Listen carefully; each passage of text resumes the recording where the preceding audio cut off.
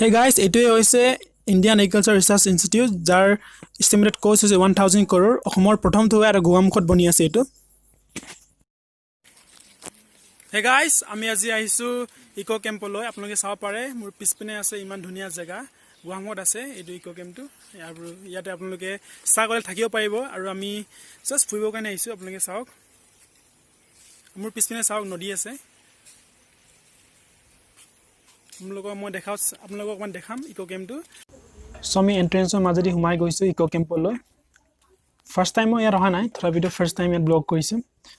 ভিতৰত আমি কেইদিনমান আগতে আপোনালোকে জানেই বাহিৰত পানী ওচৰত আমি বাৰ্থডে পাৰ্টি কৰিছিলোঁ। ভিডিঅ' যদি চোৱা নাই ডিছক্ৰিপশ্যনত দি দিছোঁ, আপোনালোকে চাব পাৰিব। চ' এইটো হৈছে ইকো কেম্প। এইটো হৈছে এটা ৰিজৰ্ট হয় একচুৱেলি। ইয়াত আপোনালোকে থাকিব পাৰিব ইচ্ছা কৰিলে। আপোনালোকক দেখাম ঘৰকেইটাত য'ত আপোনালোকে থাকিব পাৰিব ৰাতি।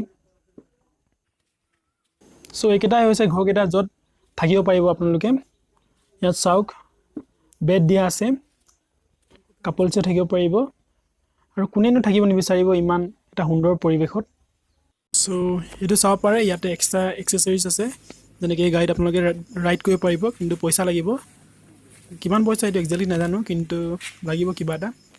আৰু ছেফটিৰ কাৰণে চাওক, যিহেতু পানী এৰিয়া হয়, পানীত যদি আপুনি বাইচান্স গিৰি যায় বা চাৰ্ফিং কৰিব বিচাৰে তেতিয়াহ'লে ব'ট লৈ যাব পাৰিব। ৰেস্কিউ ব'ট বুলিও ক'ব পাৰি এইটো।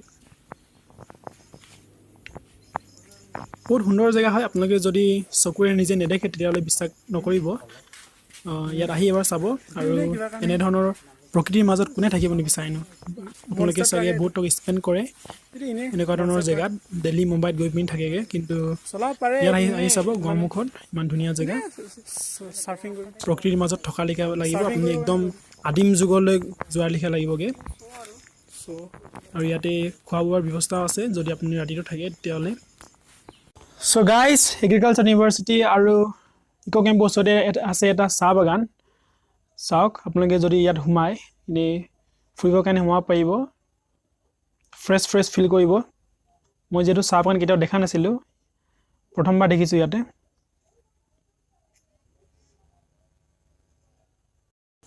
এতিয়া চাওক মেইন গেটটো কনষ্ট্ৰাক্ট কৰি আছে আৰু এইটোৱে হৈছে এগ্ৰিকালচাৰ ইউনিভাৰ্চিটি, যোনটো নেকি ইকো কেম্পৰ একদম ওচৰতে লাগি আছে।